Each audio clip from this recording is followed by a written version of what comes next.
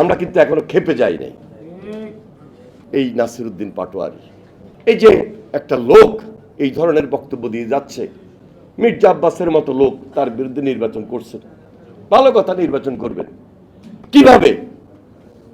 অশালীন, রুচিহীন, অসভ্য ভাষায়, মিথ্যা, বানোয়াট, এবং যেটা সমাজে যায় না, যেটা বাংলাদেশের রাজনীতিতে আওয়ামী লীগের পক্ষে মানাইতো, হাসিনার কথায় মানাইতো, হাসিনার দলের যারা বিভিন্ন আশেপাশের লোকজন ছিল তাদের কথা মানাইতো, কিন্তু এই হাসিনার পরবর্তী কারোর এটা উচিত না, কিন্তু বলে যাচ্ছেন।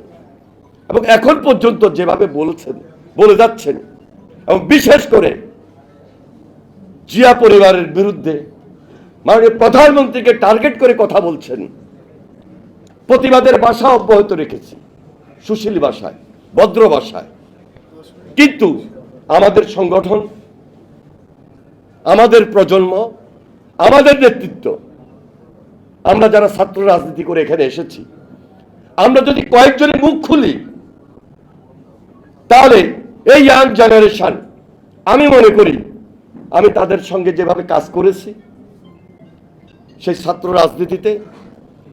রাজনীতি শেষ করে জাতীয়তাবাদী দলের ছাত্র বিষয়ক সম্পাদক হিসাবে, এবং এর পরবর্তীতে এখন পর্যন্ত জেনারেশনের সঙ্গে থেকে কাজ করি।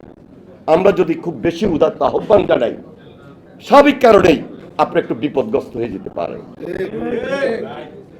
কিন্তু এই রাজনীতি ত্যাগ করেন, এটা অপরাজনীতি, এটা মানুষ গ্রহণ করে না।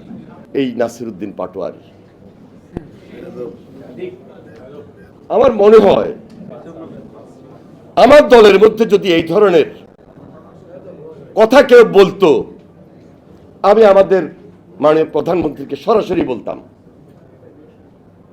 আমি আমাদের পার্টির চেয়ারম্যান জনাব তারেক রহমানকে সরাসরি বলতাম যে এটা আমাদের ইমেজ ক্ষুণ্ণ হচ্ছে, এটা আমাদের ভাবমূর্তি ক্ষুণ্ণ হচ্ছে।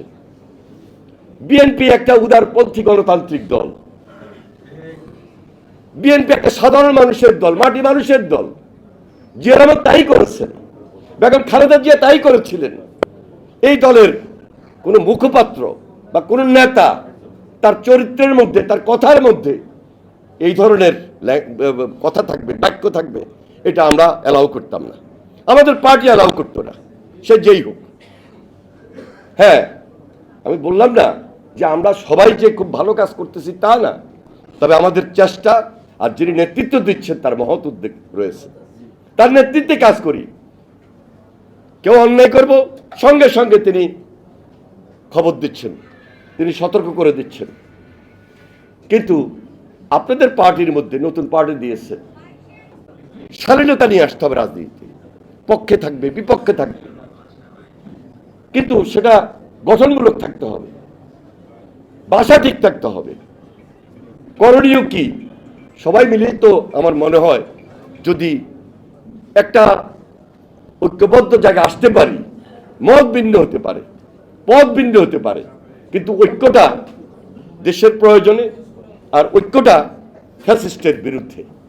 আমি মনে করি এটাই হওয়া উচিত এখনকার এই সময়ে রাজনীতির সর্বশেষ স্লোগান।